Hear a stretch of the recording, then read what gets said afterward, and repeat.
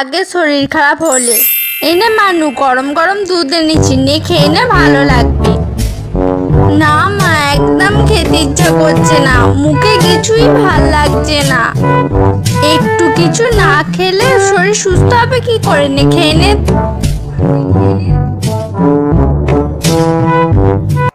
বিয়ের পরে শরীর খারাপ হলে?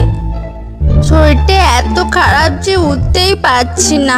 না উঠতে পারলে আবার সংসারের সব কাজ করবে কে?